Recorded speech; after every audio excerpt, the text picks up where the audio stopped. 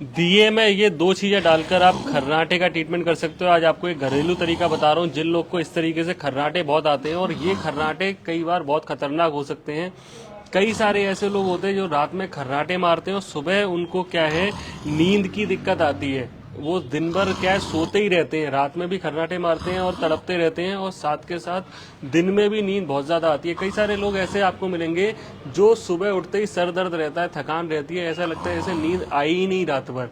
और इस तरीके के खर्राटे भी अगर मारेंगे तो क्या होता है कि दिक्कत क्या आ रही है कि यहाँ पे जब आप सांस लेते हैं तो क्या होता है कि ये जो पूरा एरिया है साइनस का, इसमें कफ जमा हो जाएगा, आगे जाके क्या ऑब्स्ट्रक्टिव हो जाता है, और उसकी वजह से क्या होता है कि रात में बंदा खर्राटे मारता है। और खर्राटे मारने के साथ साथ कई बार सांस रुकती है थोड़ी देर के लिए, सिसकियां होती है, ऐसे करते हैं ना, 1-2 सेकंड के लिए सांस रुकी।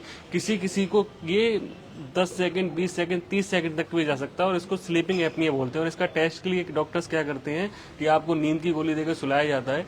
टेस्ट आप खुद नहीं कर सकते, कोई दूसरा ही करेगा। या तो आपके रात में वो मशीन लगा के आपको मशीन लगाई जाएगी, और उससे पता चलता है कि आपका स्लीपिंग टाइमिंग कैसा था, स्लीपिंग पैटर्न कैसा था, और कितनी देर के लिए आपकी सांस रुकी। ये सब आपको तब पता चलता है जब आप एक जांच कराते हो। लेकिन आपको अगर घर में, मैं बता रहा हूँ कि खर्राटे आ रहे हैं और रात में सिसकियां सी अगर आ रही हैं, तो भी आप समझ लो कि ये प्रॉब्लम ऐसी हो सकती है। और ये शुरू कैसे होती है, एक छोटे से सर्दी खांसी जुकाम से होती है।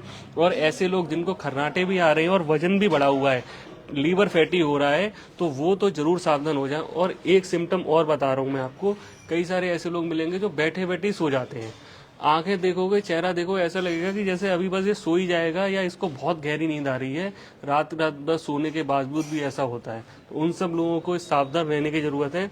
आपको करना क्या है, घर में इस तरीके का कोई आपने गोबर का टुकड़ा ले लेना है, गौसा, उपला, कुछ भी आपने ले लेना है, उसमें डाल देना है थोड़ा सा कपूर, ठीक है। और उसके बाद आपने क्या करना है, ये अजवाइन लेनी है और वो भी डाल देनी है। और इस कपूर के टुकड़े को आपने क्या करना है, किसी चीज़ की सहायता से ऐसे जला देना है ये, ठीक है। जब ये जल जाएगा तो फिर क्या होगा, थोड़ी देर बाद ये धुआं देने लगेगा, और वो धुआं जो है ये इस तरीके से जल रहा है, ठीक है। आप ये ले सकते हो, आप अपने कोई गोबर का टुकड़ा ले सकते हो, या कोई और चीज़ ले सकते हो इसमें, और उसके बाद इसको डाल सकते हो। और ये जो धुआं उठ रहा है, ये जो धुआं है, ये व्यक्ति को देना है आपने, जिनको भी ये दिक्कत आ रही है। और जब वो धुआं लेंगे, ठीक है, जब वो धुआं लेंगे और जब ये हट जाएगा, तो फिर आपने फिर से इसको जला लेना है, फिर से थोड़ा सा करके। ये जो धुआं है, ये आपने दिन में 2 से 3 बार आप दे सकते हो।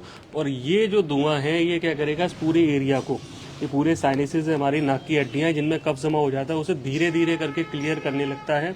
कई बार क्या होता है, साइनस की वजह से डॉक्टर बोलते हैं कि आपकी नाक की हड्डी बढ़ गई है, आपको ये दिक्कत आ रही है, आपको कोई सारी दिक्कत आ रही है। तो वो जो दिक्कतें हैं, आप केवल इस प्रयोग से ही अपनी ठीक कर सकते हो। इसके साथ जो जरूरी ट्रीटमेंट वो आप लेते रहिए, लेकिन साथ के साथ ये भी करिए, इसके साथ आप गर्म पानी में पैर डाल के ही बैठ सकते हो।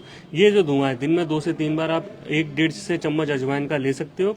तो आपको क्या होगा, बहुत ज़्यादा इससे फ़ायदा मिलेगा। और आपको महसूस क्या होगा कि आपकी नाक जो है वो खुल गई है। कई बार जैसे इनको हुआ, ऐसे ही आपको भी हो सकता है कि आपको कफ आएगा मुंह में, तो आपने वो कफ निकलना नहीं है। कई सारे लोग ये गलती करते हैं, वो कफ आपने बाहर जाके थूक के आना है, फिर इसके बाद दोबारा से लेना है। दिन में 2 से 3 बार कर लो। अच्छा, ये अगर ये नहीं कर सकते तो कई सारे लोगों के पास ऐसे गर्म हीटर होते हैं, गर्म कुछ ना कुछ होगा, वो आप ले सकते हो। अगर ये भी नहीं है तो भैया, सबके घर में किचन होती है, रसोई होती है, उसमें तवा भी होता है, गैस चूल्हा भी होता है। उस तवे को गर्म करो और उसके ऊपर 2 से 3 चम्मच ऐसे अजवाइन डाल के, पहले आधा आधा चम्मच से शुरू करो और धीरे धीरे उसे 2 चम्मच तक लेके जाना है, और इस तरीके से उसको सुंघाना है। तो आपको जो अजवाइन है, जैसे इनको देखो क्या हो रहा है, कफ बाहर निकलने की कोशिश कर रहा है, तो छींक भी आ रही है, ठीक है। ऐसे सिम्टम्स आपको आएंगे। कई बार नाक बहने लगेगी, तो आप लोगों ने घबराना नहीं है।